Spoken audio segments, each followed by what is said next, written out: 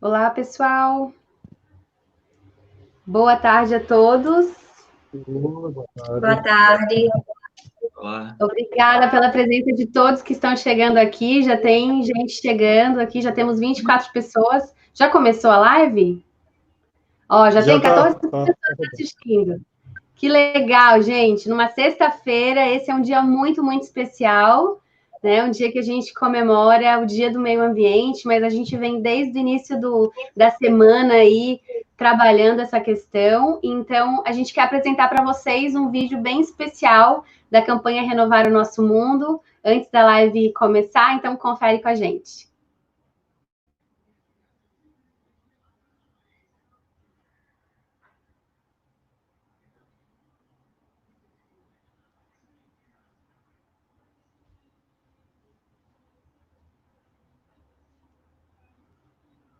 Foi? Acho que não foi, né? Tá indo, gente.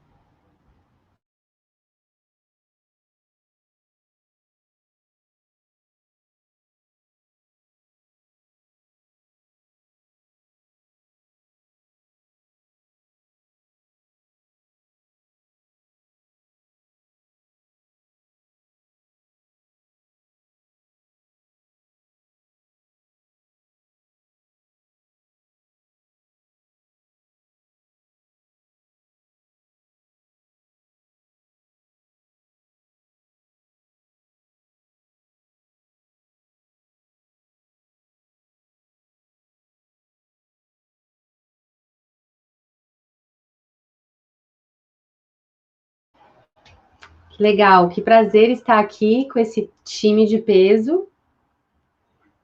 Tudo bem, gente?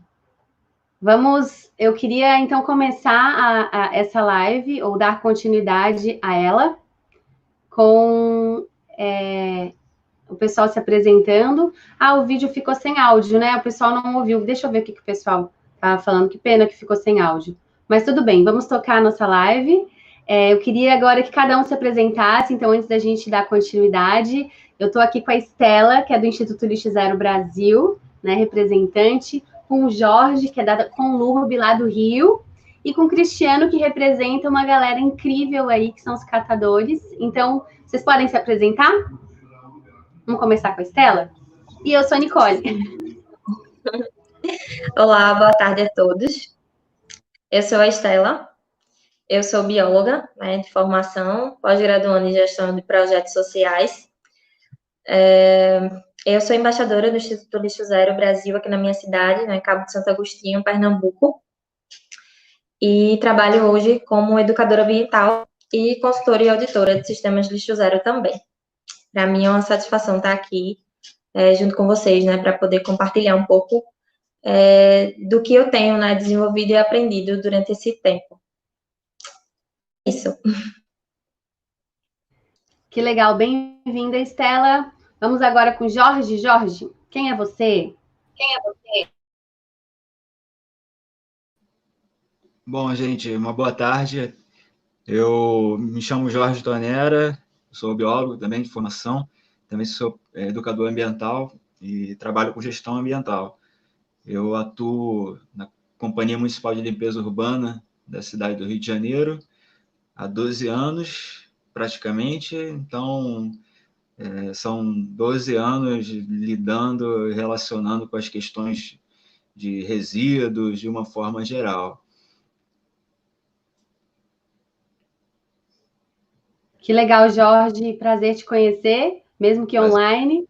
E agora o Cristiano. Eu conheci o Cristiano no início do ano, mas se apresenta aí para a galera, Cristiano. Graças e paz a todos, né, quem está assistindo essa live. Meu nome é Cristiano Ferreira, eu estou como presidente aqui na Arcamar, né, cooperativa de catadores aqui de Capão Bonito. Sou catador desde 2000, né, a gente começou no lixão aqui em Capão Bonito, e aí a vida me proporcionou algumas coisas boas, e aí eu corri aí a região trabalhando com cidades, implantando a coleta seletiva, e depois de 10 anos eu voltei para a Arcamar de novo para a reestruturação dela. Então, hoje a gente implanta a coleta seletiva em Capão Bonito e na cidade de Buri. Temos 38 pessoas trabalhando e fazemos esse trabalho de educação ambiental, conscientização ambiental e o resgate desse material que estaria sendo desperdiçado, a gente recolhe, gera trabalho, renda e benefícios ambientais para todo mundo. E é isso aí. Que legal, Cristiano. Bom, a gente quer, mais uma vez, dar as boas-vindas para todo mundo que está aqui. Quem está aqui, se puder, não esquece de curtir o vídeo, vai ali dar um likezinho no vídeo, que isso é bem importante, tá bom? E também quero te convidar para, quem sabe, mandar esse link para outras pessoas e trazer essas pessoas para cá. Nós vamos falar sobre estilo de vida, é algo muito prático. Durante toda a semana a gente trouxe outros assuntos aqui muito bacanas, falamos de teologia, falamos, né, trouxemos toda essa base para que agora a gente chegue na prática. Então, eu quero te convidar, quem sabe, para, além de dar o like, chamar outras pessoas. A gente vai falar de coisas muito práticas, vamos falar de pessoas que literalmente colocam a mão na massa aí diariamente. Então, vamos lá, vamos começar com a Estela se apresentando, falando um pouquinho mais sobre o trabalho dela. Pode ser?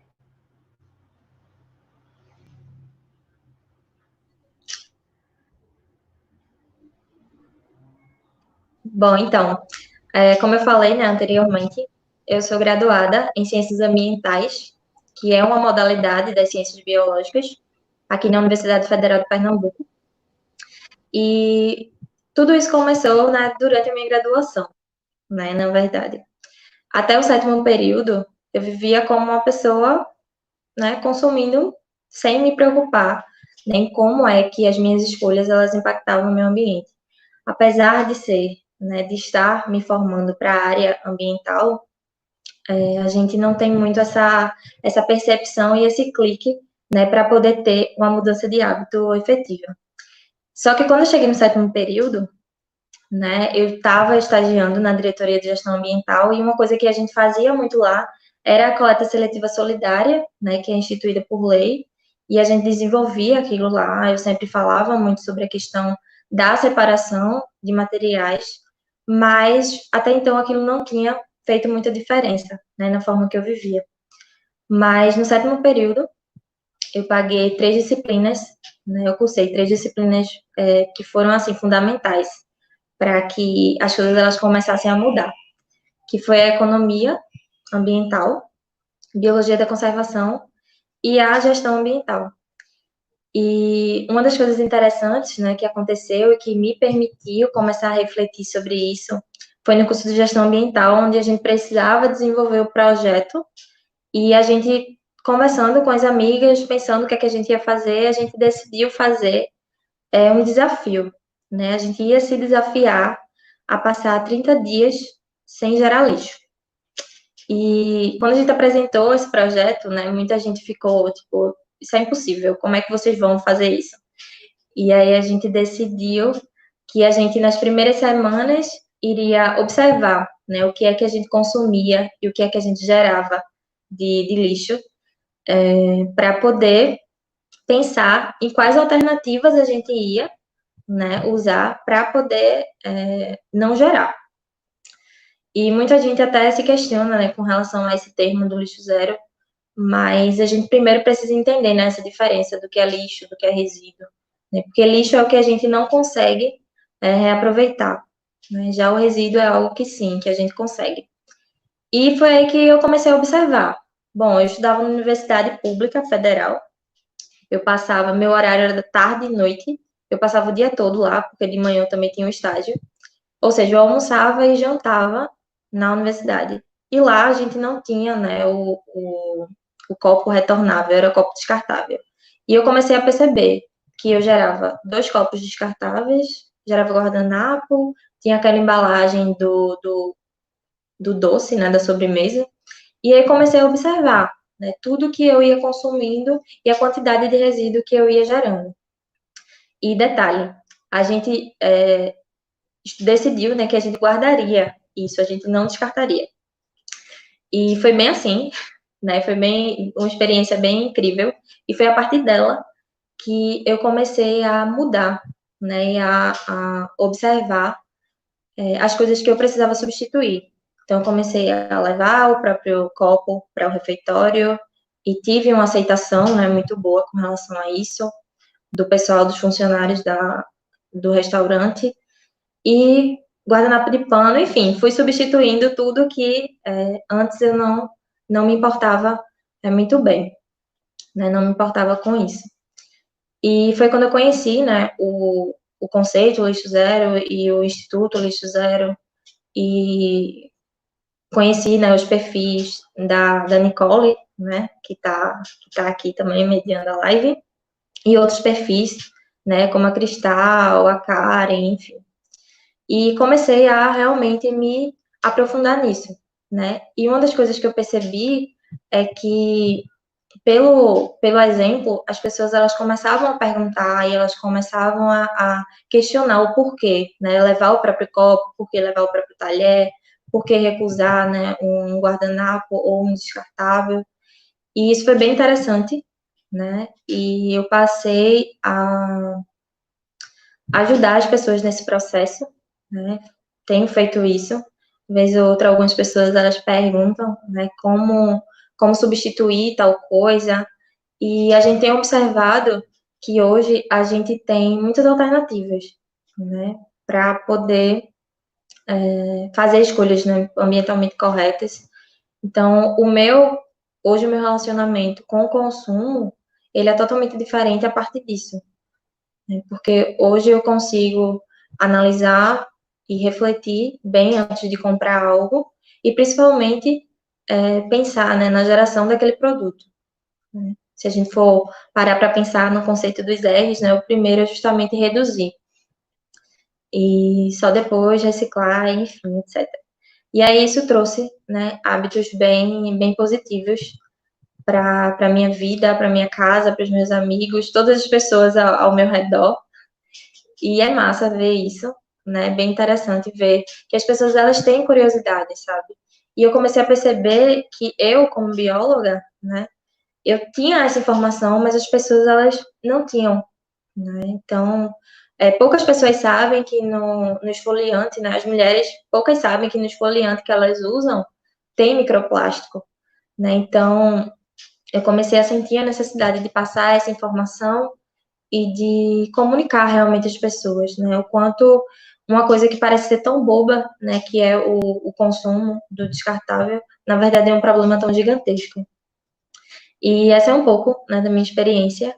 Hoje eu tenho tentado vencer, né, outras barreiras, porque de fato não é fácil. A gente hoje ainda tem algumas limitações com relação a alguns materiais que a gente não consegue ainda, né, dar conta, ainda o ciclo ele ainda não tá fechado, mas a gente tá aí, né, com acesso à informação o tempo todo para realmente buscar, né, esse conteúdo e escolher, né, esses hábitos, porque existe uma coisa chamada responsabilidade compartilhada, né, que muita gente não entende. A gente costuma falar que a responsabilidade de A e de B, mas a gente nunca se responsabiliza, né? E então, assim, o consumo ele começa a partir de nós, né? Então a gente precisa analisar quais as empresas, quais as marcas que a gente tem consumido, qual o produto e todas essas coisas, porque senão é muito fácil a gente ser ludibriado, né? A questão do consumo, ele é bem maçante, né? O apelo consumista. Então, até tem materiais tem produtos que a gente até pensa que são ecológicos, pensa que são sustentáveis, mas quando a gente vai ver lá no fundo, na verdade, não passa de um greenwash, né? Então, assim, tem sido um processo bem gostoso de viver, né? Porque traz um controle, sabe? Para o que eu vou estar colocando dentro da minha casa, o que eu vou estar colocando no meu corpo, o que eu vou estar consumindo. Então, esse foi um processo, né, um pouco longo, que ainda, né, continua, e estamos cada vez mais encontrar, né, o ideal, ou pelo menos o possível.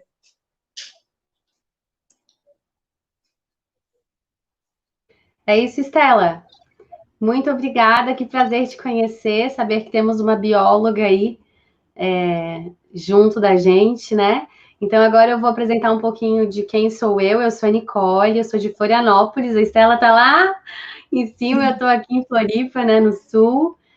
Inclusive, tem pessoas de vários lugares, tem de Campinas, Minas Gerais, BH, Governador Valadares, Maringá, tem Rio, tem muita gente aí, Recife, então tem gente de todo o Brasil. O meu pai tá aí, gente, que legal! Montes Claros, então tá bom. Vamos lá, vamos falar um pouquinho do meu projeto e de como que começou.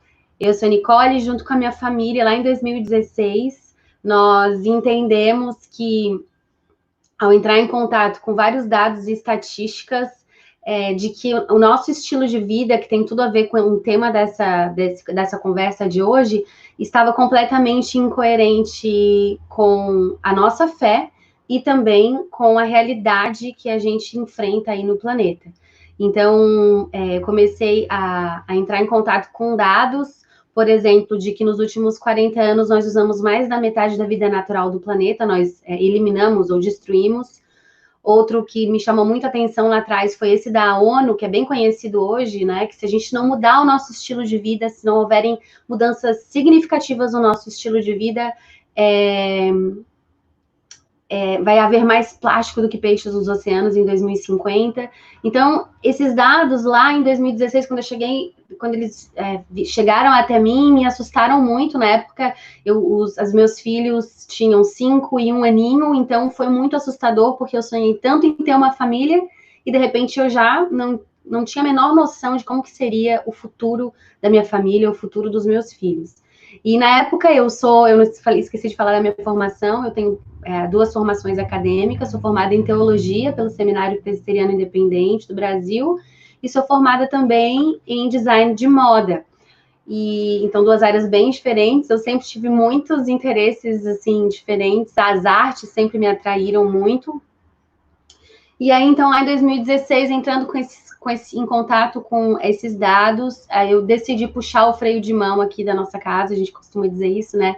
Que a gente está nesse piloto automático como sociedade, e na minha casa não era diferente.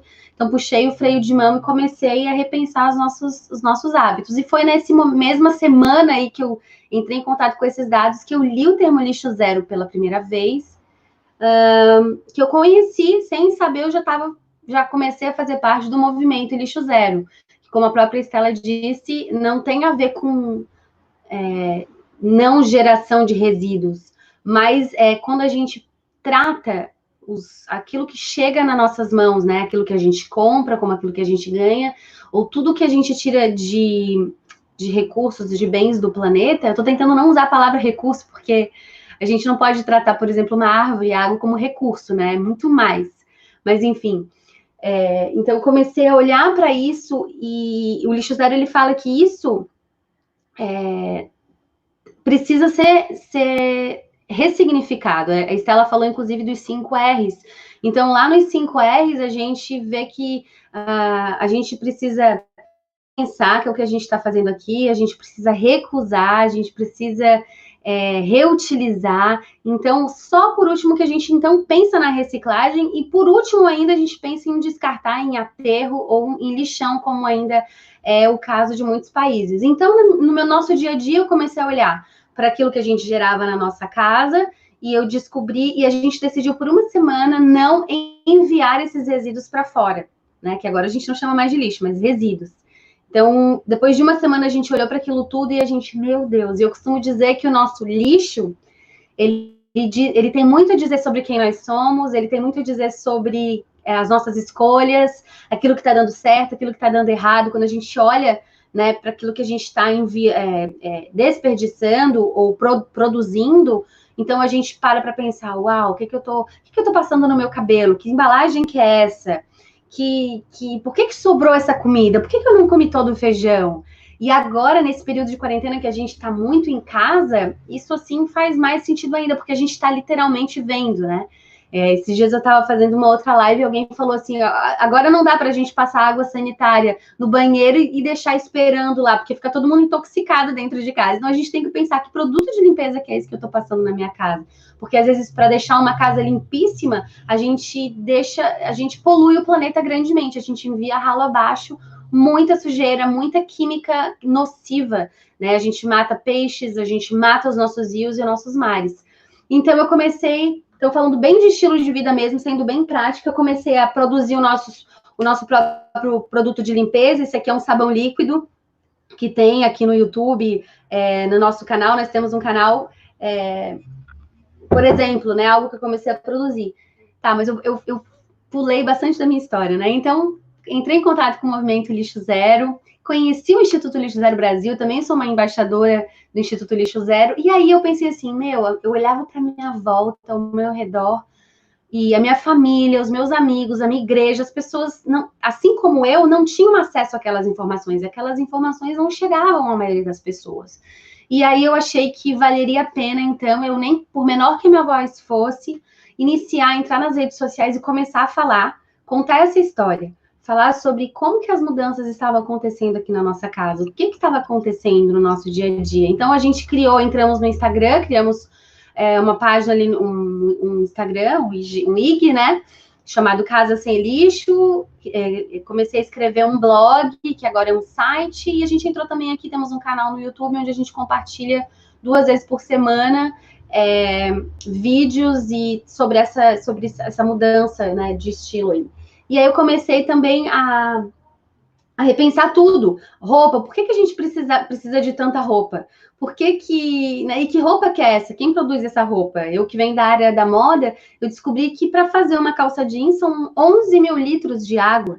Eu tinha mais de 10 calças jeans no meu guarda-roupa. Como assim? Quem que precisa de 10 calças jeans? Não é? Então, o nosso estilo de vida precisa, gente, mais do que nunca, ser coerente com a realidade do planeta, com essa realidade que a gente está vivendo agora.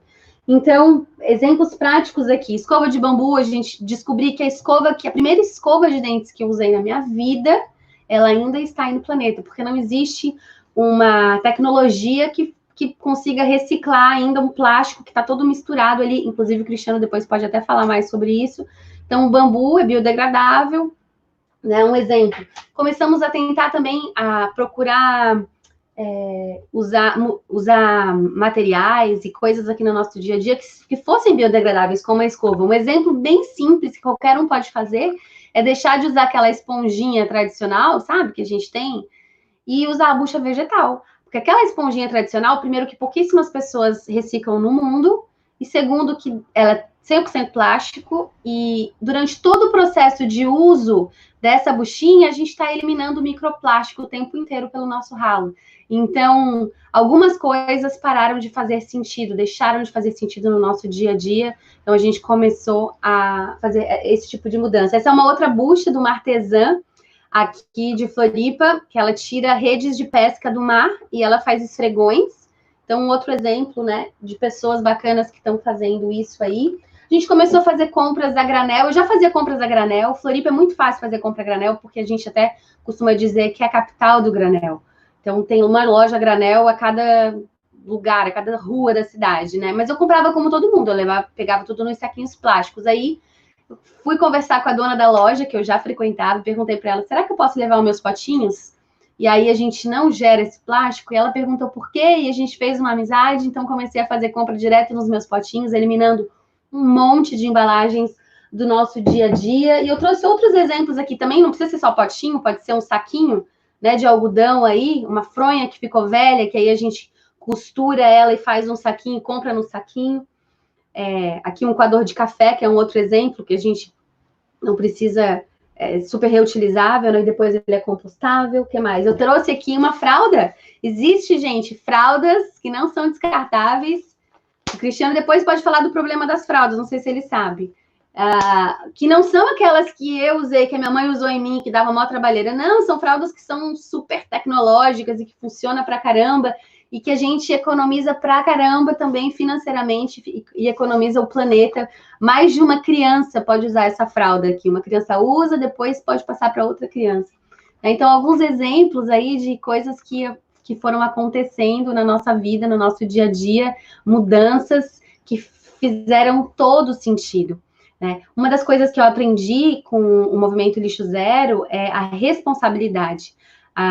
O lixo, né, que eu não gosto de falar mais essa palavra, mas os resíduos gerados pela minha casa, eles são da minha responsabilidade. Tá certo que existe uma corresponsabilidade com quem produziu, e aí a gente tem toda uma política de logística reversa, que inclusive precisa funcionar aqui no nosso país, mas eu sou responsável, eu comprei aquele produto, então eu trouxe ele para a minha vida, eu sou responsável por ele. Inclusive, gente, isso é muito importante, porque toda vez que eu compro uma coisa, né, vamos supor, eu comprei essa fralda aqui, né, de uma empresa, eu estou dizendo para essa empresa que aquilo que ela está produzindo é super bacana, que aquilo que ela está fazendo vale muito a pena e que ela pode continuar fazendo.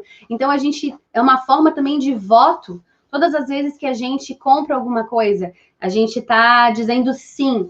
Então, a partir do momento, essa autorresponsabilidade também me fez ver esse poder master que nós, como seres humanos, temos. Eu não gosto também de falar que nós somos consumidores, porque a gente é muito mais do que isso, mas numa sociedade capitalista de consumo, quando a gente se levanta e a gente se une para dizer, olha só, não precisa mais produzir isso. Ou então, assim, manda um e-mail, olha só, pessoal, eu gosto muito do seu produto, mas do jeito que ele está sendo oferecido, não dá mais, não, né, está em desacordo com os meus princípios e está em desacordo com a realidade do planeta. Então, a gente começa a se unir nisso, e eu te convido a fazer isso comigo. E aí foi nesse momento, nessa virada aí da minha história, em que eu me vi como uma ativista ambiental, e que eu percebi que todo o planeta precisa de que todos os habitantes sejam ativistas ambientais, de que lutem e de que batalhem diariamente nas suas escolhas diárias, das menores às maiores, num banho mais curto, né, até, sei lá, uma compra na marca tal, enfim. Então, outra coisa que o Lixo Zero me trouxe é que o lixo é a responsabilidade, o lixo é meu, né? Esses resíduos são meus, e também essa noção de que o que é lixo, certo? O que é lixo? Porque talvez aquilo que não sirva mais para a minha vida, não necessariamente seja lixo. Aquilo precisa continuar, né? E aí eu fui apresentada a economia circular e a importância que essa economia circular tem e de que como que a gente precisa fazer esses resíduos girarem, né, girarem aí na economia e chegarem a mais pessoas. Bom, eu poderia ficar falando aqui um monte de tempo, mas eu acho que eu prefiro passar aí agora a palavra, pode ser? Para o Jorge, pode ser o Jorge, falar um pouquinho da história dele e apresentar aí para a gente como que tem sido essa jornada aí, no dia a dia. Tá legal. Bom, obrado aí pela oportunidade. Só avisar aqui que de vez em quando está caindo aqui a minha conexão da plataforma, eu estou entrando, saindo e entrando. Qualquer coisa que se cair, eu vou estar voltando, só para avisar. Bom, minha relação com os resíduos começou desde pequena, e isso eu só fui entender depois de estar trabalhando com os resíduos. Eu me lembro quando era criança, eu entrava num terreno baldio que tinha do lado da minha casa e ficava mexendo nas coisas, né, andando pelo meio do mato, onde tinha um monte de saco, as pessoas jogavam muito lixo ali, jogavam muita coisa que às vezes até queimavam, e por algum motivo eu gostava de ficar caminhando por ali, procurando coisas que eu achava que iam ter valor, não valor econômico, né, porque o intuito ali não era vender nada, era encontrar coisas, né, e, enfim, por volta dos anos 2000, antes de entrar para a faculdade, aliás, eu estava na faculdade, mas minha relação com o lixo ainda não tinha despertado efetivamente. Então, teve uma vez que eu estava numa praça e joguei um papel de bala no chão. E aí um gari veio me chamar a atenção, né, com relação àquilo. E aí, a partir daquele momento, essa coisa da maneira que eu lido com resíduo, né, qualquer coisa que eu não quero, passou a ser mais evidente e eu passei a olhar de outra forma. Daí, alguns anos depois, eu fui trabalhar justamente na companhia, na empresa, né, desse gari, que é a Conlurb. E, a partir daí, eu comecei a ter uma visão maior sobre os resíduos sólidos, né, a importância deles, a questão de como isso nos afeta e como o lixo, de alguma forma, fala sobre a gente, sobre o nosso... A gente costuma falar lá na Conlurb que o lixo ele é um espelho para a nossa sociedade, fala muito de quem a gente é. A gerência que eu faço parte é a gerência de pesquisa e a gente faz a análise esses resíduos domiciliares da cidade toda, né? O Rio de Janeiro é a única cidade do mundo que tem essa análise completa dos resíduos sólidos domiciliares durante 24 anos consecutivos. Então, a gente conhece os resíduos de todo mundo. Nessa pandemia agora, a gente começou a observar mudanças, né? Por exemplo, diminuiu a quantidade de materiais recicláveis, diminuiu um pouco, né? Entre 1,5%, mas aumentou... aumentou um pouco os materiais recicláveis, né? O descarte de materiais recicláveis e diminuiu em 4% os resíduos orgânicos. E com relação aos resíduos orgânicos que eu tenho me envolvido muito mais nesses últimos anos, embora eu tenha trabalhado com as cooperativas de catadores também, né? E, na realidade, essa minha relação do que eu faço hoje começou lá atrás, com o envolvimento com os catadores, entendendo e aprendendo como era a relação de trabalho, né? Havia muita situação da exploração econômica com relação aos catadores, e aí, numa etapa da minha vida que eu comecei a subir para Teresópolis para ajudar alguns amigos, né, da igreja, dentro de um projeto autônomo de apoio aos agricultores familiares, eu comecei a perceber que os mesmos problemas que os agricultores familiares tinham eram os problemas que os catadores tinham, que era a pouca valorização do seu produto e, ao mesmo tempo, ficarem presos na mão do atravessador, que é quem dita o valor do produto realmente, né? E ali eu aprendi muitas coisas com os agricultores, inclusive a questão do agrotóxico, que é a gente aqui na cidade que acaba influenciando eles lá no campo a usarem o agrotóxico. E a gente geralmente aqui na cidade tem uma visão errada, achando que é o agricultor lá que está colocando o que ele quer, mas não. Quando o alimento chega no mercado, as pessoas aqui na cidade querem o alimento mais bonito possível, sem nenhuma marca, sem nenhuma mancha, e não existe. Esse alimento é falso, né? O alimento verdadeiro, o alimento sem agrotóxico, o alimento orgânico, ele tem lá suas manchinhas, ele tem lá suas imperfeições, né? Que na realidade não é imperfeito, é o que é a vida, né? E como ela se manifesta.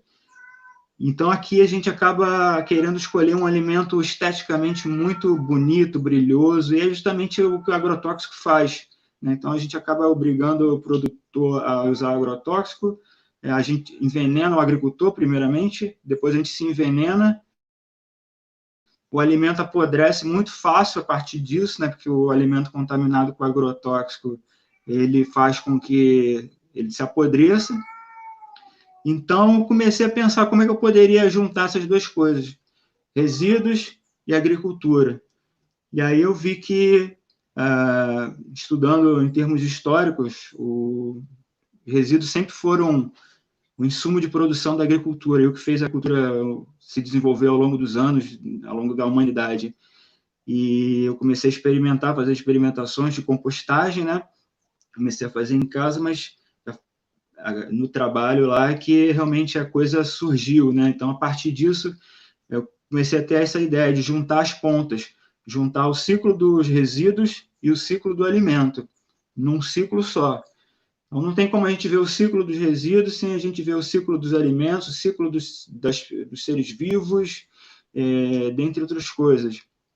Daí, a gente iniciou um trabalho de horta, né? Transformar os resíduos em adubo para a produção de alimentos, fazer com que as pessoas possam chegar a um nível de autonomia, né? Porque o grande problema do que a gente fala, já que a gente está falando de modo de existir, né? Eu prefiro chamar modo de existir, não estilo de vida, porque, a bem da verdade, a maior parte da população não consegue se alimentar com alimento orgânico.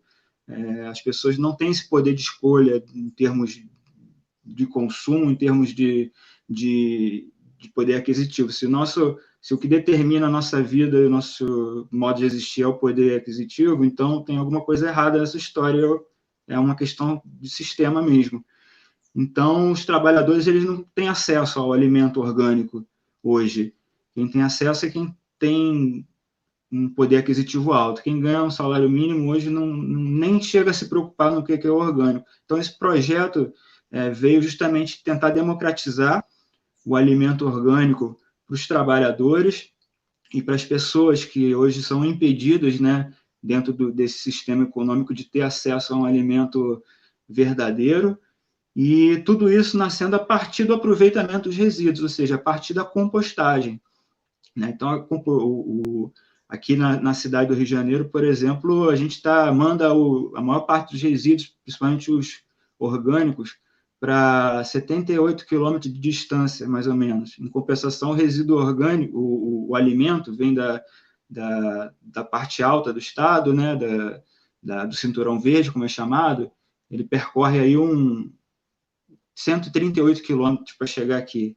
Ou seja, resíduos e alimentos estão muito separados hoje. E o que eu estou trabalhando hoje é justamente reconectar essas duas pontas, fazer com que a gente não olhe isso separado, a partir das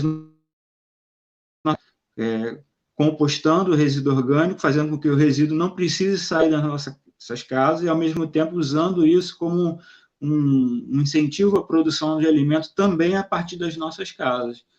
Então, comecei a criar, adaptar formas de se plantar de uma maneira mais compactada, mais compacta dentro de casa, pesquisar modelos de compostagem que sejam passíveis de ser replicados em qualquer lugar, em qualquer ambiente doméstico e comunitário também. Então, a partir dessa visão de que a casa é o nosso local de produção e não de consumo, né? Que eu sigo a linha do Claudio Oliver, né? Eu estava até conversando com a Raquel isso. Eu também não acredito em consumo consciente nem em consumo sustentável, né? Ou é consumo ou é sustentável. Consumo a palavra se origina de uma doença, né? A tuberculose, e é uma palavra muito recente no nosso vocabulário. A gente não consome comida, a gente se alimenta de comida, né? A gente precisa voltar a usar essas palavras que a gente sempre usou, e até para a gente poder se olhar mesmo enquanto pessoa, enquanto ser humano, enquanto produtores, e não como consumidores. Nossa casa virou um centro de consumo, mas há anos atrás nossa casa era um centro de produção. E até pensando no momento que a gente está vivendo agora, da pandemia, né, do Covid, até pegando aí o que eu falei, né, desse exemplo de coisas que aumentaram e diminuíram, eu comecei a guardar meus resíduos, né?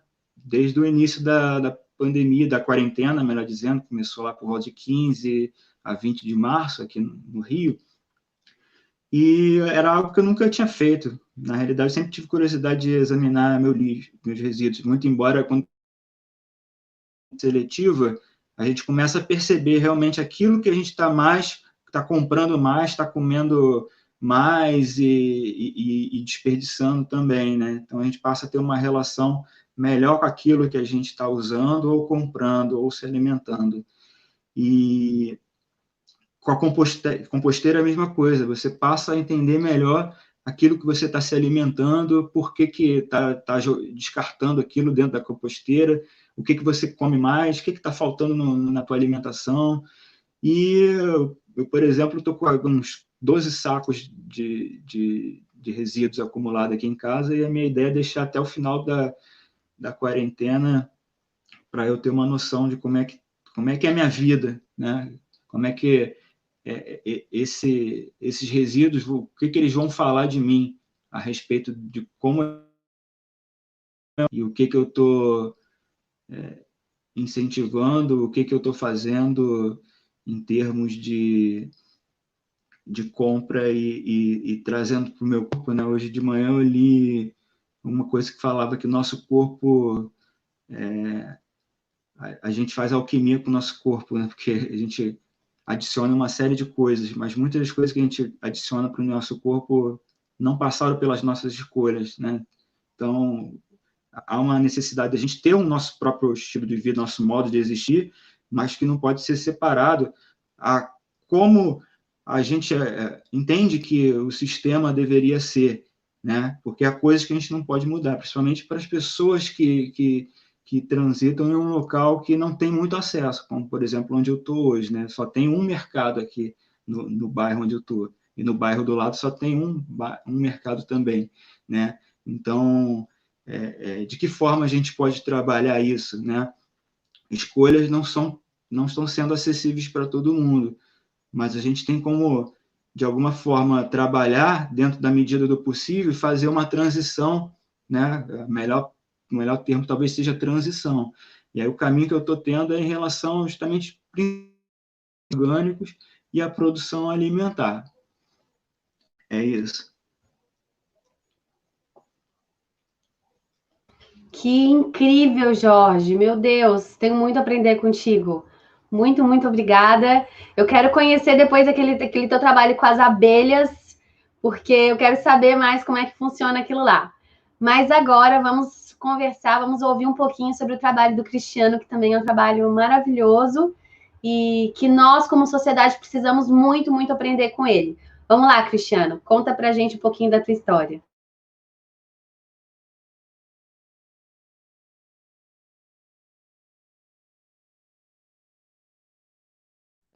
Bom, tá legal aí? Tá ouvindo bem? Aqui para mim deu uma caída na conexão, mas enfim.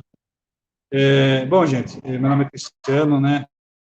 Quero começar agradecendo a Deus pela oportunidade de estar aqui, né? Agradecer a minha igreja, Batista, Filadélfia, aqui em Capão Bonito, agradecer o pastor, aí o pessoal do Renovar Nosso Mundo por me dar uma oportunidade legal, agradecer o pessoal do FEPAS, né? Que me deu uma oportunidade única, e em especial agradecer a todos os companheiros do Hoje aí que estão participando dessa live, né? Pessoal que transforma aí realidades, que transforma mundos. E inicialmente eu queria dizer, gente, eu sou catador, né? Já fiz outras coisas, né? Fiz outros trabalhos, já fui funcionário público, já fiz assessoria, consultoria, mas eu graças a Deus me reconheci e me achei como catador, né? E nesses anos aí trabalhando, a gente começou em 2000 no lixão de Capão Bonito, e eu acabei me envolvendo nesse contexto, né?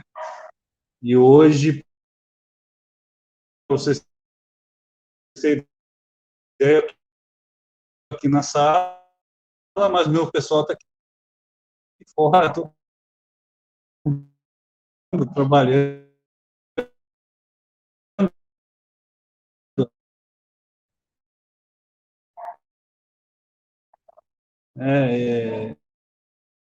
Rolando,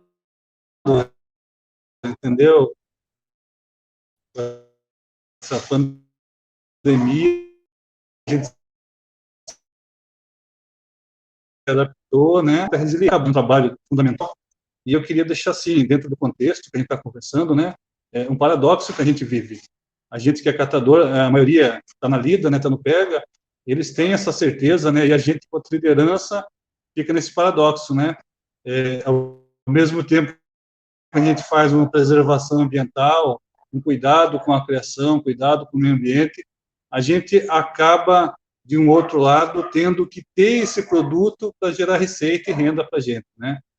É claro que isso se você for pegar grosso modo, totalmente incoerente, mas a gente que está dentro do contexto, a gente percebe isso, né?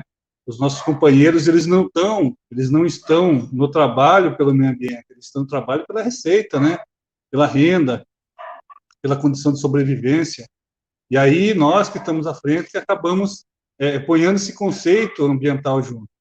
A gente tem plena certeza que o nosso trabalho, ele preserva o meio ambiente, ele zela pela natureza. Para vocês terem ideia, a Acamar, em 4 anos, já preservou mais de 20 mil árvores, né? Só com recursos que a gente reaproveitou da natureza e mandou para as indústrias. Então, esse conceito a gente sabe muito bem que a gente faz, emprega aqui na cooperativa de preservação ambiental. Mas a grande maioria dos nossos companheiros, eles estão aqui por conta da receita, né, da renda. E cabe a gente, né, com um conhecimento, um pouquinho de informação, né, pegando a Nicole e todos vocês que participam aqui, mais outros companheiros que dão informação, nos dão instrução para a gente tocar isso de uma forma organizada, né, de uma forma mais direcionada. Então, a gente sabe que os catadores, eles vivem desse material, e a consequência de todo esse ganho social que a gente tem com a receita, reciclado,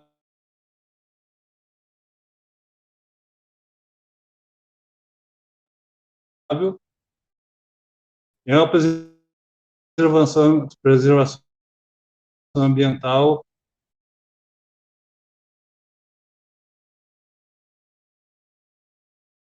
inquestionável. Então,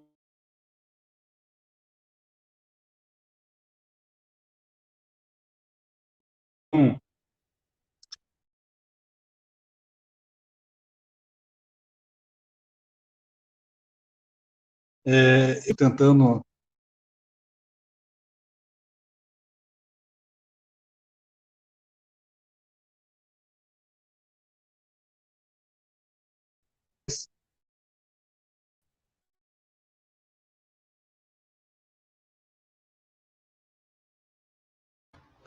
A gente está tendo um probleminha aí com o áudio do Cristiano, tá travado. Então, Cristiano, ontem aqui. tá travado, Cristiano, tá travando muito. Acho que as pessoas não estão conseguindo entender. Deixa eu ver aqui. Né, e a Camara acabou saindo nesse. Infelizmente está travando muito. Eu tô me vendo legal aqui. O teu, a gente está te vendo, mas o teu áudio é que não está chegando. Quem sabe se tu fechar outra tela, que tu tens uma outra tela aberta, talvez seja a internet, não sei. Conseguiu ouvir? Bom, a gente teve um probleminha com o Cristiano, com o áudio dele, mas vamos continuar conversando. Eu não sei se a gente abre para alguma pergunta. Raquel, o que tu nos indica fazer? Eu esqueci de falar sobre a compostagem, que é uma parte tão importante, né? Mas vamos abrir, quem sabe, para perguntas. Vocês podem deixar aqui, quem tiver alguma pergunta para fazer, ou para a Estela, ou para o Jorge. Enquanto as perguntas estão chegando, seria legal a Estela falar um pouquinho mais do trabalho dela, que ela, no fim, correu um pouquinho. Pode ser, Estela? Pode sim. Pois é, a gente acaba se perdendo um pouco, né?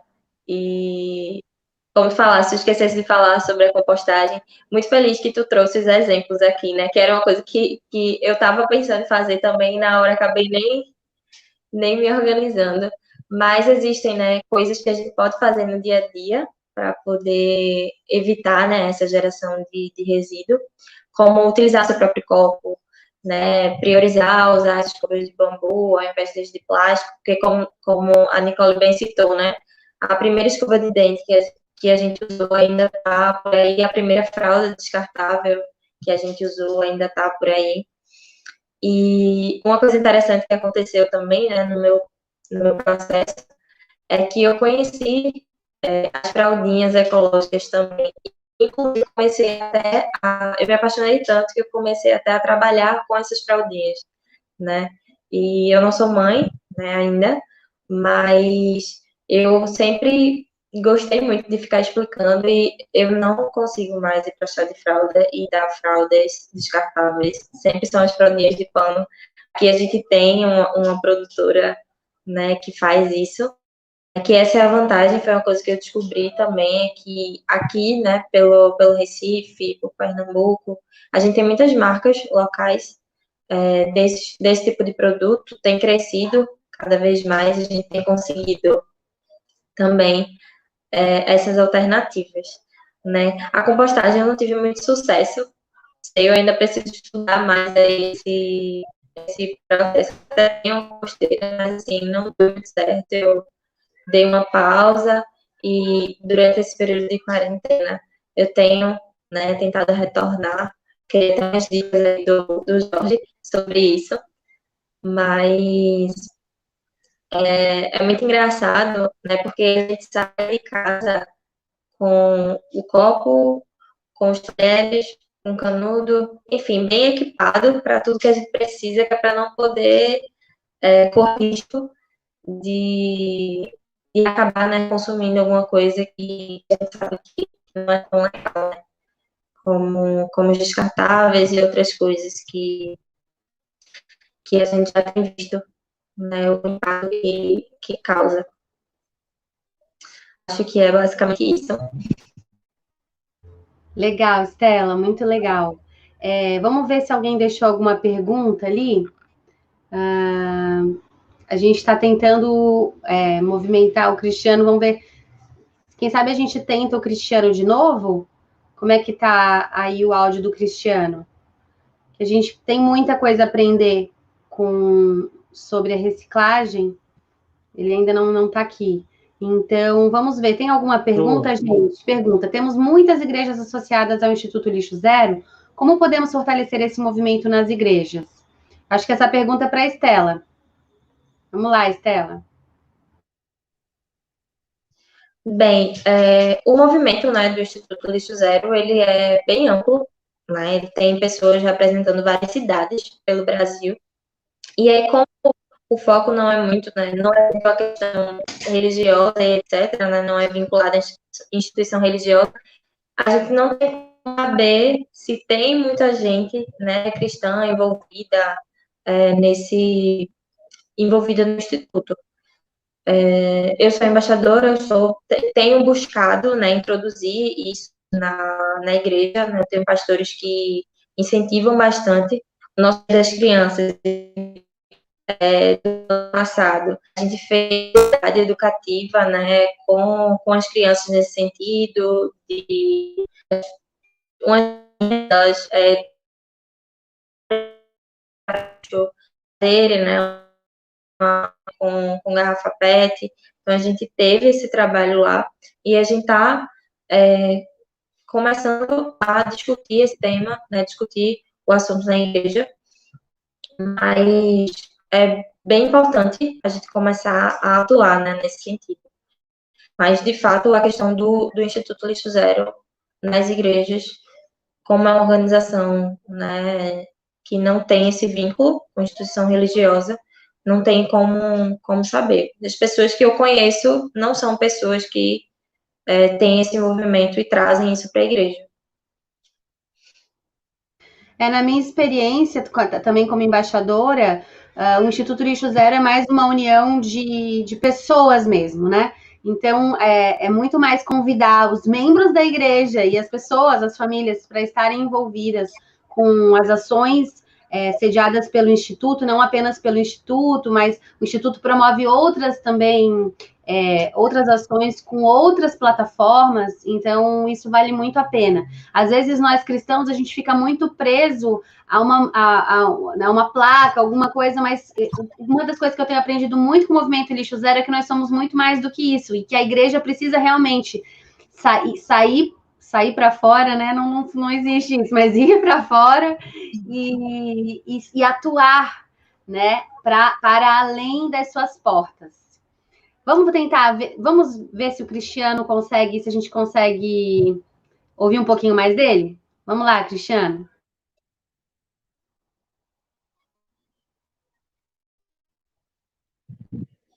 Desafio, aí, legal.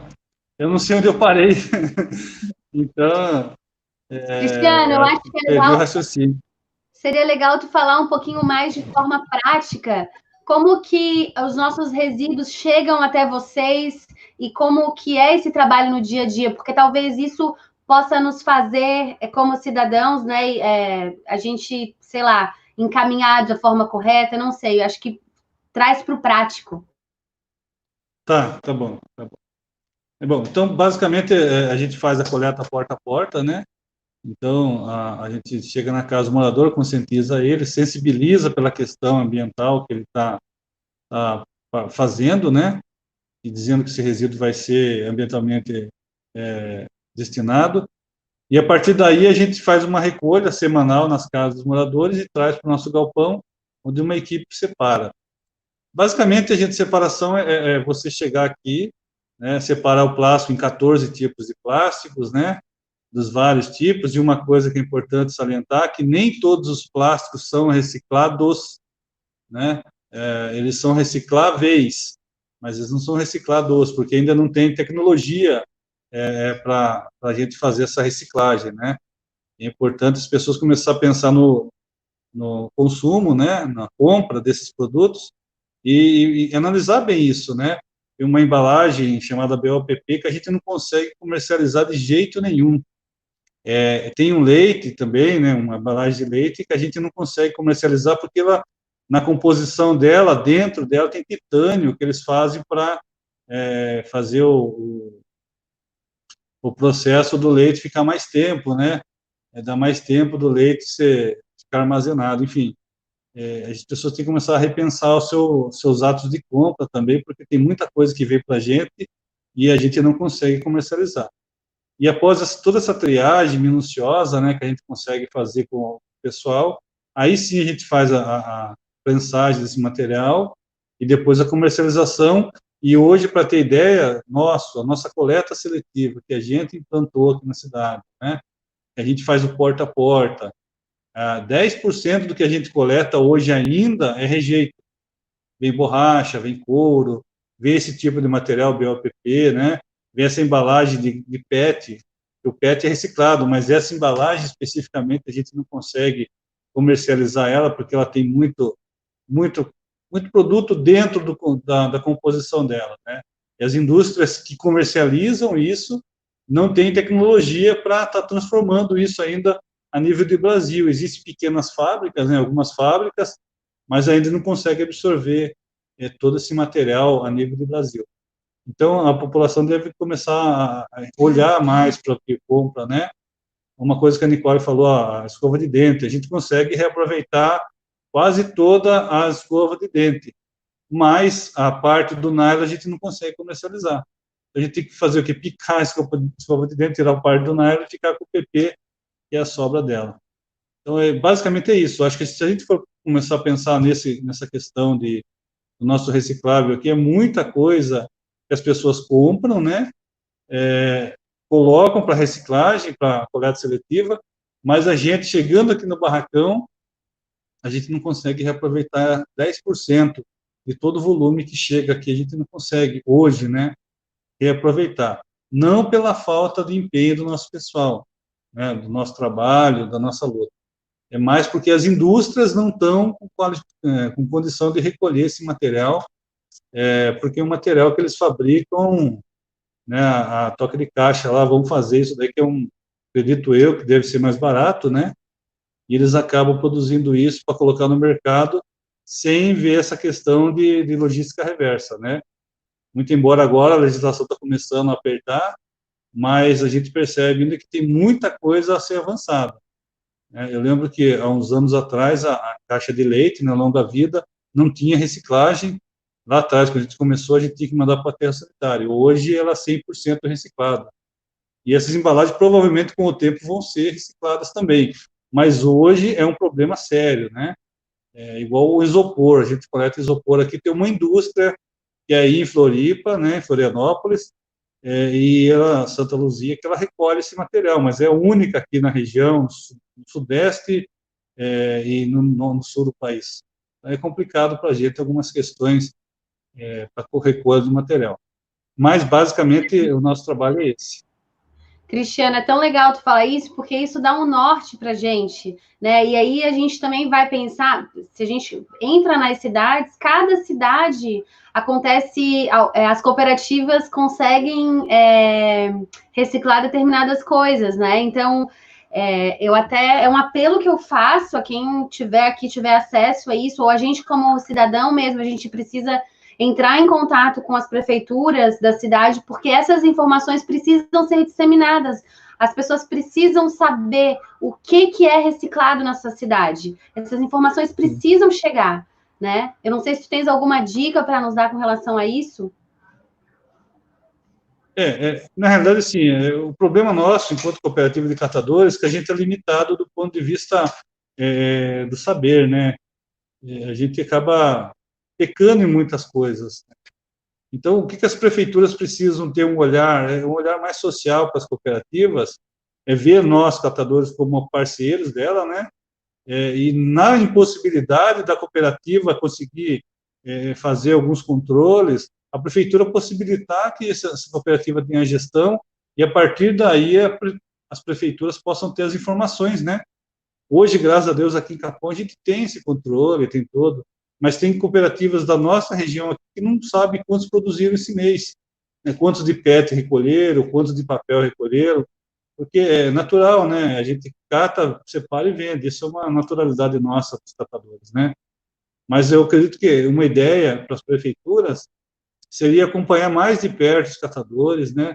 Ver os catadores como agentes ambientais mesmo, remunerar os catadores, que é uma luta nossa hoje do Movimento Nacional dos Catadores, que os catadores sejam pagos pelos serviços que eles fazem, né? Fazem tantos anos gratuitamente que eles comecem a receber por isso. E as prefeituras vejam a gente como parceiros e cheguem ao ponto de dar suporte técnico para receber essas informações, né? Então, eu acho que é isso, as prefeituras veem a gente como parceiro, Nicole. Excelente, Cristiano, excelente. E aí eu lembro aqui da importância de, quando a gente olha para os 5 R's, né, a reciclagem ela não é a solução para os nossos problemas, ela é muito, muito importante, mas como o próprio Cristiano falou, os catadores eles não dão conta de reciclar tudo que chega até eles, porque a montanha é imensa. A gente tem consumido de uma forma tão desenfreada, né, que não dá conta, não há cooperativa que dê conta disso. Então, isso tem a ver também com tudo que a gente extrai aí do planeta, que a gente precisa cuidar tanto. Eu não sei se tem alguma pergunta, Jair. Nicole, pode falar. Nicole, deixa, eu estou na cooperativa aqui, enquanto você está fazendo uma pergunta, vou levar a câmera lá dentro para vocês terem ideia, tá bom? Que aqui a galera agora está tudo em máscara, tem que colocar máscara. Só para vocês terem ideia do volume que a gente recolhe aqui na cooperativa. Isso aqui é de hoje, tá? Cristiano, alguém pediu para tu dar exemplos de plásticos que não são reciclados. Tá, esse aqui é o nosso material que chegou hoje, para vocês terem ideia. Vamos lá, não é difícil não, tá? Deixa eu pegar um aqui.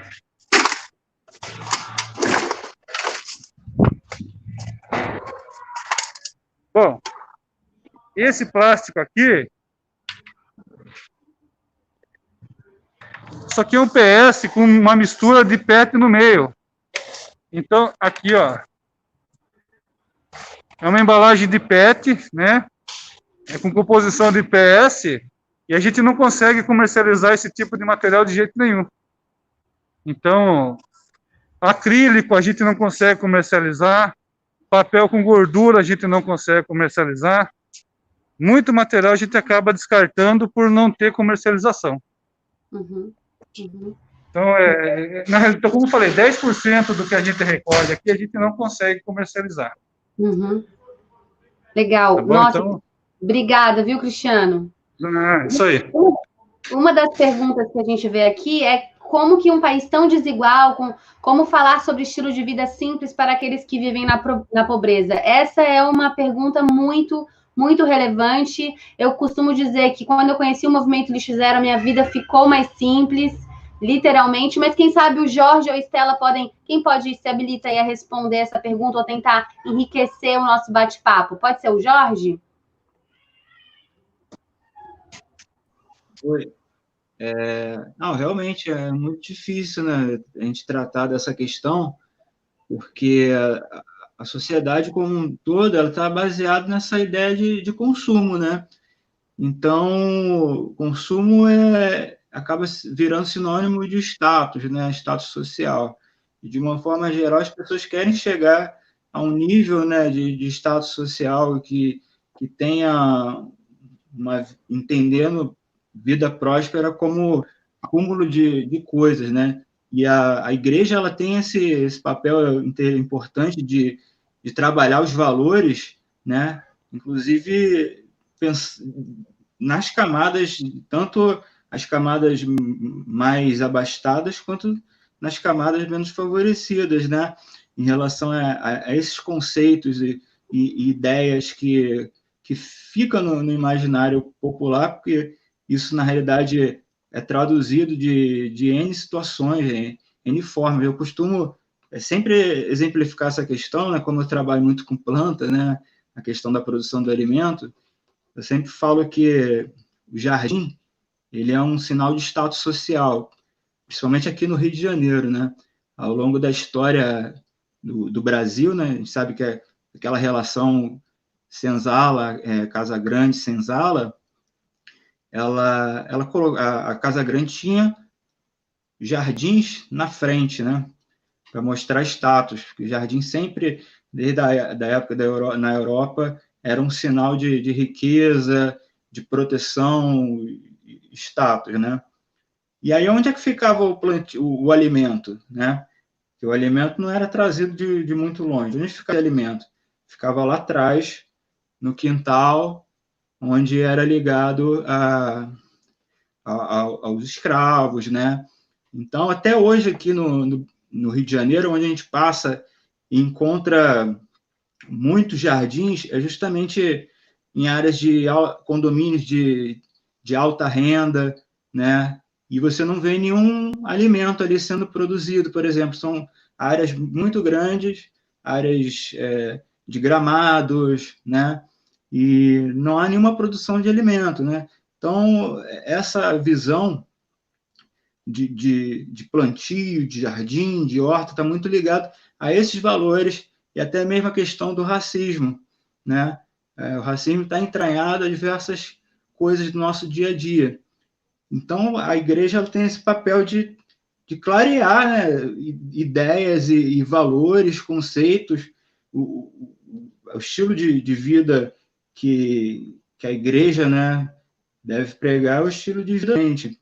Mas, ao mesmo tempo, a gente passou, nesses últimos anos, por um período de ascensão econômica de uma classe que, durante muito tempo, foi impedida de ter acesso a diversos produtos, né? Ter uma televisão, a comprar um Danone no supermercado, a comer uma carne, comprar uma carne para fazer um churrasco, para coisas nesse sentido. Então, é muito complicado a gente chegar e falar, ó, você não pode comer carne, está destruindo a Amazônia, você não pode comprar aquilo, não sei o quê. Então, assim, a gente tem que trabalhar realmente no campo das ideias, tentar trabalhar valores mesmo, né?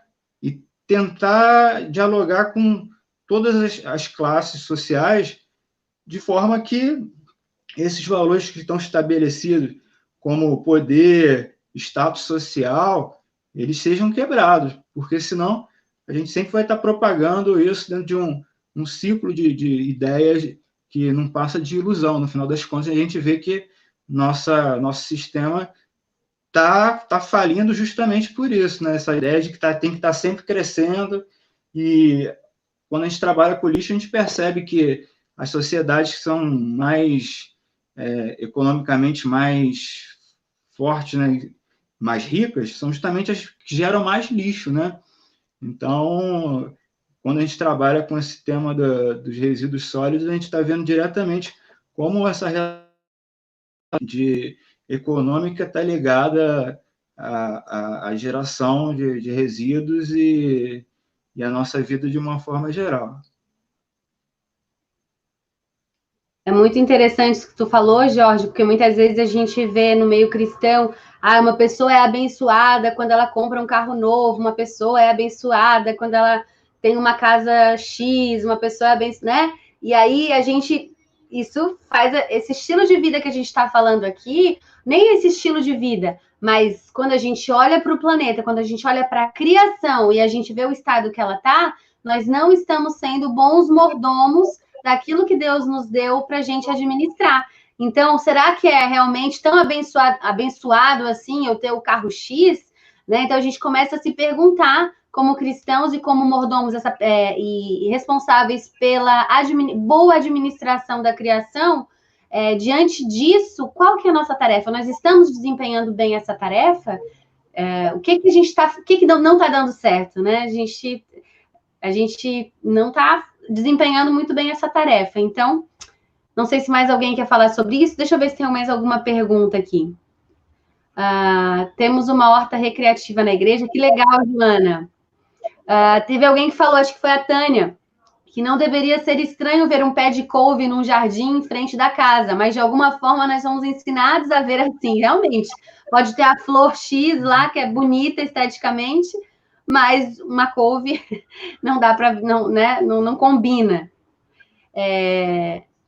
Não tenho mais nenhuma pergunta assim aqui. Eu queria perguntar para o Jorge, quem sabe, Jorge, tu falar um pouquinho mais para a gente sobre esse problema bem real que a gente tem dos insetos polinizadores, né? E como que a gente pode colaborar, porque se a gente fica sem polinização, a gente tem um sério problema de alimentação aí pela frente.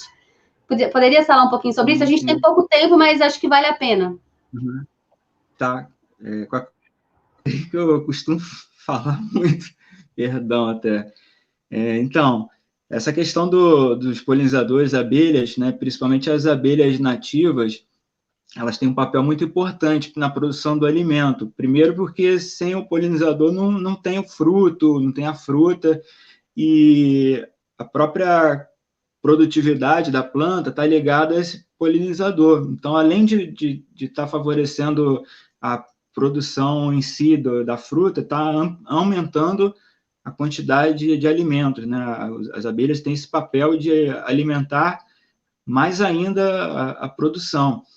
Então, hoje, eu estou fazendo um trabalho de resgate de abelhas nativas que vem junto aos resíduos de árvores, né, que são coletados na cidade do Rio de Janeiro. Caiu uma árvore, ou as podas que são feitas, né, na cidade, elas muitas vezes são levadas para o aterro sanitário, ou é triturado para virar material para ser compostado.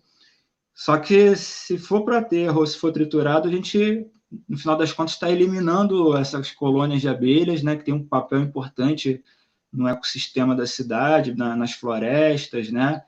E daí a ideia é estar sempre fazendo esses resgates, essas identificações. Eu sempre chego lá, chega caminhão com troncos, com galhos, dou uma olhada, uma vistoriada para verificar se tem colônias de abelhas. Geralmente essas colônias são dentro do tronco ou dos galhos e não fora, como geralmente é a colmeia da abelha europeia, né, que a gente costuma...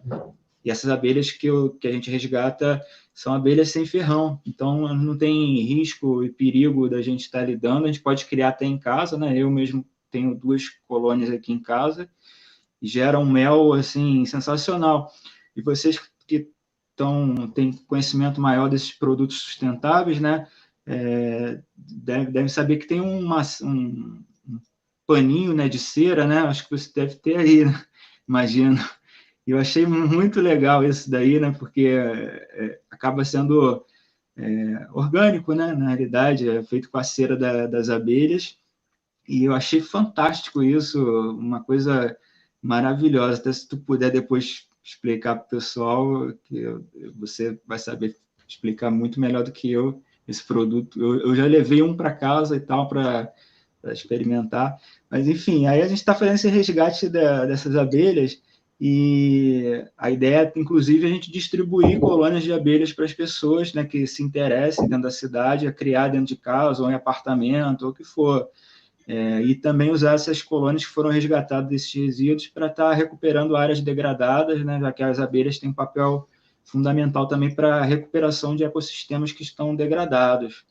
Legal. É isso. Que legal. Só rapidinho sobre isso, antes da gente responder. Rapidinho, só falando, o Luciano fala dessa embalagem do leite, né, aquela não acaba não sendo reciclada, não é isso? Pelas cooperativas, né? E aqui também no Rio também acontece a mesma coisa. Aí eu geralmente quando compro o leite, eu compro na embalagem Tetra Pak, né? Mas ocasionalmente eu compro essa embalagem daí, assim, na realidade eu evito comprar devido a essa condição, né? Que no final das contas a gente acaba incentivando, né? Mas se alguém já comprou e tal, às vezes eu acabo pegando de alguém ou guardando quando eu encontro um saco de lixo. Eu reutilizo tanto a Tetra Pak, a embalagem Tetra Pak, quanto essa embalagem da PET branco para estar usando como isca de captura de abelhas, né? A gente coloca um atrativo ali dentro e ela pode ser usada indefinidamente, essa PET branca. É uma maneira de pelo menos não descartar, né, e não gerar o resíduo para o aterro sanitário, já que ela não vai para reciclagem. Que legal, que legal. Então, esse aqui é um paninho que ele é feito ele é 100% algodão, e aí foi passado nele a cera de abelha com algum óleo, e aí ele fica assim, ó. Ele fica como, sabe, um plástico insufilme? E aí, com o calor da mão, a gente usa, e ele, normalmente, ele dura até 1 ano. E aí, depois a gente pode colocar na composteira ou enterrar, ele é 100% compostável, tá? Fica uma dica aí bem legal. A Cláudia perguntou, como influenciamos de forma coletiva quem fabrica assim como quem compra? Alguém quer responder essa pergunta, gente? Não sei se a Estela quer falar. Bem, essa parte de influenciar, né, acho que vai muito, pelo que eu tenho observado, muito do próprio exemplo, né, a gente consegue influenciar as pessoas ao redor, né, a partir das escolhas que a gente faz. Quando a gente vai em uma loja, né, comprar a granel e a gente não pega o saquinho plástico, né, a gente leva para pote de vidro, aquilo dali já cria um diálogo e a gente já pode, né, conversar e explicar o porquê, quais os impactos que aquilo causa. Então, acho que eu costumo dizer que o exemplo é a melhor forma de você educar, né, e de você, de fato, influenciar. E pode não ser no primeiro contato, né? Acho que cada pessoa ela tem um período para poder assimilar aquilo e poder realmente fazer com que aquilo mude, né? O hábito dela. Como eu falei, né? Eu estava na graduação, até o 7º período eu não parava para refletir, né? Sobre os meus hábitos, né? O meu estilo de vida. Então, as pessoas, né? Essa é uma forma. E as empresas, foi até citado, né, aqui. Eu acho que o ideal é realmente você analisar, né, avaliar, tentar entrar em contato, caso você veja que a empresa ela não tem, né, o descarte adequado daquela embalagem. Tem um exemplo bem legal que é daqueles sucos de uva, né, que a empresa que faz aqueles sucos de uva que vem nas garrafas de vidro, ela não pega as garrafas de vidro de volta, né? E o vidro ele é um material incrível assim, né, para você poder reciclar. E essa empresa ela simplesmente não coletava, né? Ela não coleta, na verdade, essas garrafas. Então, a alternativa foi parar de consumir dessa empresa até o momento que ela passe a ter essa responsabilidade, né? A assumir essa responsabilidade, né? Então, uma coisa bem legal que eu aprendi, né, com o conceito lixo zero também é o pré-ciclar, que é justamente você optar por embalagens, que foi até um exemplo que o Jorge citou agora há pouco, né, da embalagem da Tetra Pak. Identificou-se na sua cidade, a cooperativa ela não coleta determinado material, então busca não utilizar aquele material. Se você tem 2 opções, né, e você sabe que a opção 1 ela gera uma embalagem que a cooperativa ela aceita, então opte por essa opção. Então, são coisas que a gente pode ir observando e adaptando, né? Mas a questão do influenciar com as nossas atitudes do dia a dia e cobrando, né, das empresas, das pessoas. Se você está inserido, né, inserir isso no seu ambiente de trabalho também, eu acho que é bem válido.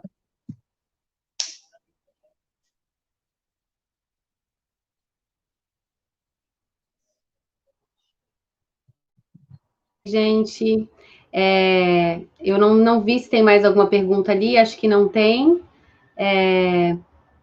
Deu uma travada aqui no meu agora. Vocês estão me ouvindo? Alguém perguntou ali sobre dicas de filme. Eu coloquei ali um link. Eu acabei de fazer um vídeo lá no canal no canal do YouTube da Casa Sem Lixo sobre 5 filmes e vídeos que estão no YouTube sobre esse tema. Tem Obsolescência Programada, tem outros filmes ali. E tem filmes para as crianças. Tem 2 que eu gosto muito, que é o Lorax, que eu acho que está no Netflix, e tem um Wall-E, que é um bem antigo também, que para criança é super legal. Não sei se tem mais alguma dúvida aí, gente. Deixa eu ver aqui. Acho que não temos, né? É bom lembrar que existe, se você baixar o relatório, a questão... não, onde é que está aqui? Tem um relatório, a questão urgente, produzido pelo Renovar o Nosso Mundo. Vocês podem baixar, o link está aqui no chat, tá? E tem também um sorteio super bacana acontecendo, só tem que ir lá preencher o formulário, sorteio de livros da editora Ultimato. A Raquel colocou tudo aqui no chat, então é só vocês irem ali e conferirem. Eu não sei se tem mais alguma dúvida aqui, gente. Eu acho que não.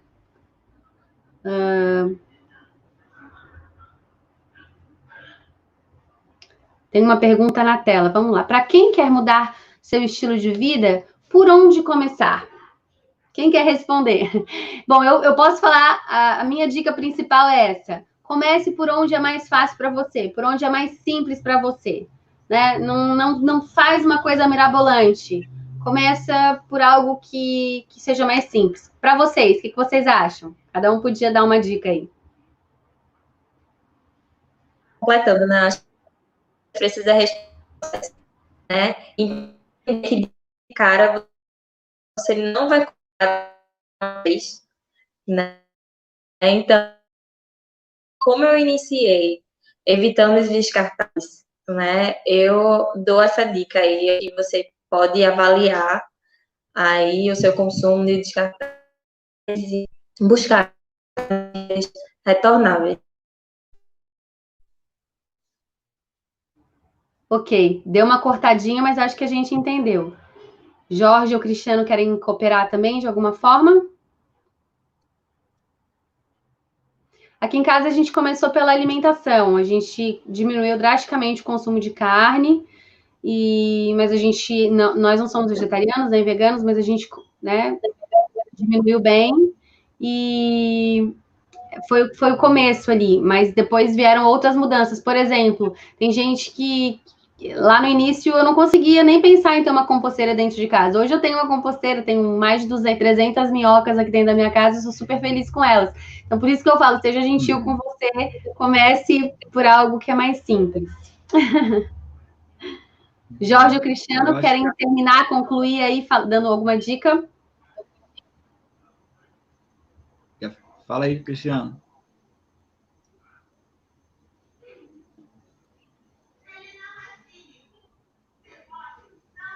Tá no mudo do Cristiano. Bom, abri já. Eu acho que primeiro ter a sensibilidade de pensar, né, no que vai ser esse resíduo, né? Acho que começar por aí, né? Essa sensibilidade de ver com, poxa, tanta coisa passando na TV, na internet, em todas as coisas, né? Acho que ter sensibilidade de ver o que o seu consumo, né, a sua aquisição pode ter de impacto aí no meio ambiente. Acho que a sensibilidade é a minha ideia para fechar. Legal, Jorge. Bom, minha dica é com relação à alimentação mesmo, né? Acho que tudo que envolve comida dá um certo prazer de fazer. Então, aproveitar os alimentos melhor, né? Cascas, receitas que envolvam esse aproveitamento de partes que geralmente não são comestíveis, né? Por exemplo, eu até hoje de manhã apresentei a questão do abacaxi, né? Abacaxi a gente corta a coroa e acaba descartando, né? E a coroa você usa para replantar, né? Dessa coroa vai nascer um outro abacaxi. Se tiver sorte, vai nascer mais.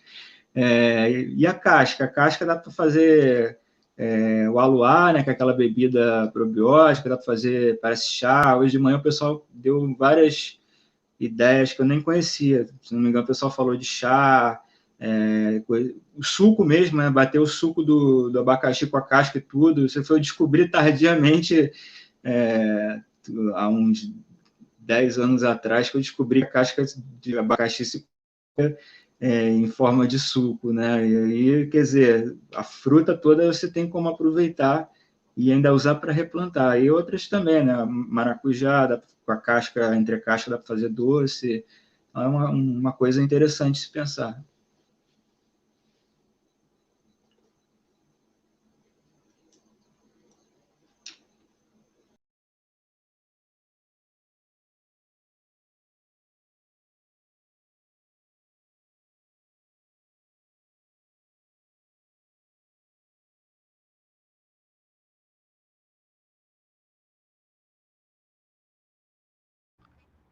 Ai, desculpa, estava sem áudio, né? Perdão, gente. Então, gente, eu queria agradecer a todos que estiveram aqui com a gente. Muito obrigada. Não esqueçam que amanhã tem um sarau. É amanhã, Raquel? Que horário? Passa aqui para mim depois.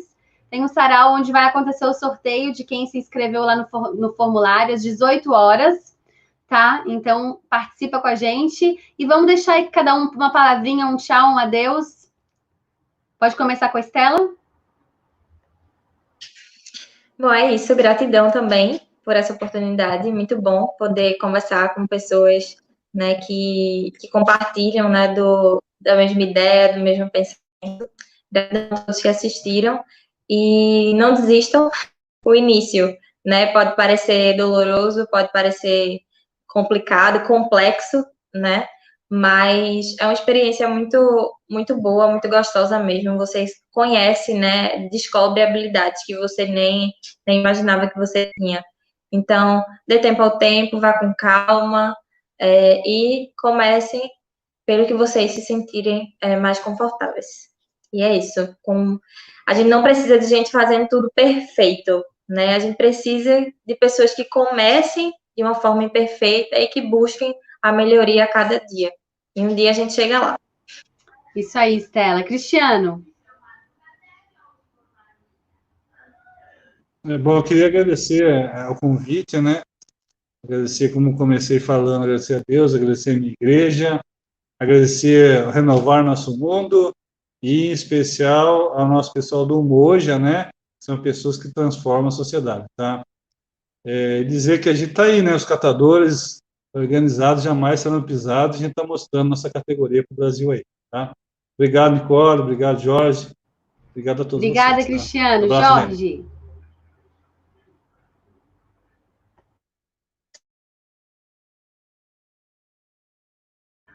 Tá no mudo teu, Jorge, tá no mudo. Foi mal.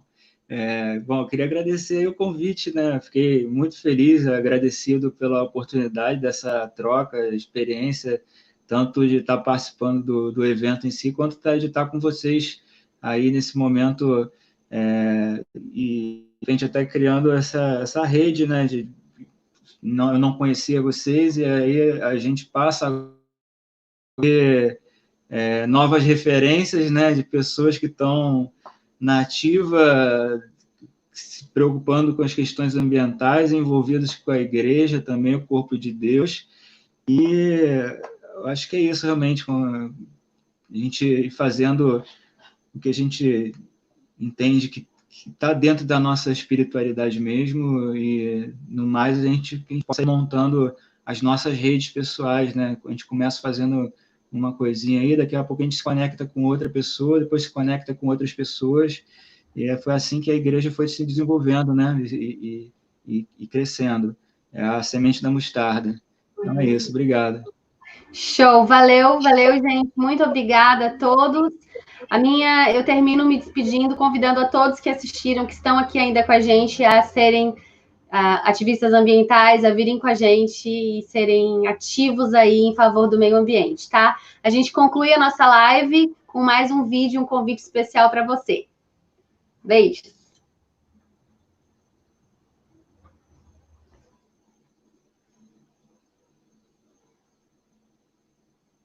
Oi, pessoal, tudo bem? Aqui é o Carlinhos Veiga, de máscara, obviamente. Estou aqui na Igreja Presbiteriana do Lago Norte e vou mostrar para vocês os preparativos para o Sarau Arte, Meio Ambiente e Fé Cristã, que acontece amanhã, sábado, a partir das 18 horas. Saca só. Vamos lá. Nós temos uma equipe trabalhando. Arthur terminando de colocar os vídeos no ponto. CA, tá toda a parte técnica com CA. Aqui o Arthur, o cara dos vídeos. As máquinas todas aí. Aqui nós temos um teste da iluminação. Os equipamentos, mesa de som, mesa de vídeo. Porori, pororó. Aqui as caixinhas dos monitores da mesa de som. Aqui temos uma das câmeras. Ali vai estar outra. Esse aqui é o telão de retorno de vídeo, né? Um projetor, o pessoal que vai trabalhar. E aqui nós temos, então, o cenário belamente feito por Márcia Feuser e CA, Carlos Adriano Feuser. Bonito, né, gente? Pois é. As telas aqui do Anderson.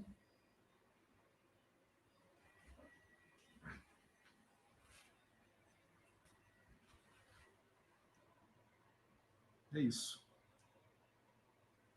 Amanhã, 18 horas, às 21 horas, estaremos aqui. Muitos artistas convidados, vão bater papo sobre a questão ambiental, muito importante, e vários outros temas. E muitos músicos participando, poetas, artistas plásticos. Vai ser massa demais, não perca. Amanhã, a partir das 18 horas. Valeu.